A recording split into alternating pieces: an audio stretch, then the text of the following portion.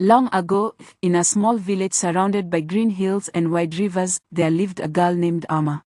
From the day she was born, the women of the village whispered about her looks. Her forehead was too wide, her nose too flat, and her teeth stuck out when she smiled.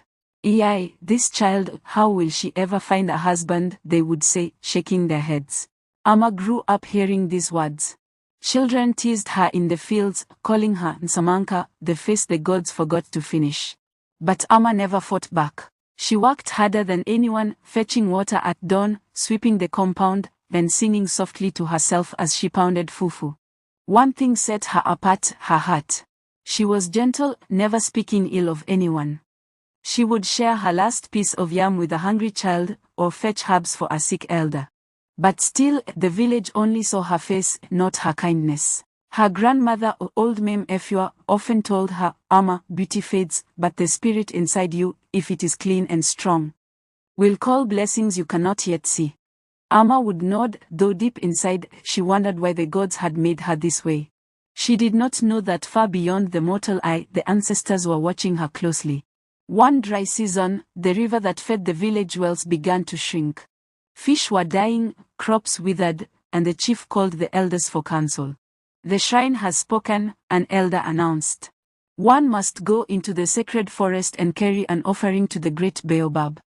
If the ancestors accept it, the rains will return." The forest was feared by all, spirits wandered there at night, and strange voices called from the shadows. When the chief asked for a volunteer, the villagers avoided his eyes. No one wanted to risk it. Amma stood quietly at the back until old Mame Efua squeezed her hand and whispered, "Child, go. Your heart is pure. The ancestors love such hearts." The next morning, Amma set out with a calabash filled with white yam, palm oil, and kola nuts. She walked deep into the sacred forest, following the path only hunters dared tread. At midday, she came upon an old man sitting by the path. His clothes were torn, and his voice was weak. "My daughter," he croaked, "I have not eaten in 3 days. Will you share what you carry?" Amma hesitated. The offering was meant for the ancestors, but her heart could not ignore his hunger. She gave him a piece of yam and a few kola nuts. The man smiled faintly, and as she walked away, she thought she saw a golden light in his eyes. Deeper still, she found a crying child sitting under a tree. He was lost, shivering with fear. She took off her own wrapper to wrap him warmly and led him to a nearby stream, where his mother came running in tears to claim him. By the time Amma reached the great baobab, her calabash was lighter than when she left.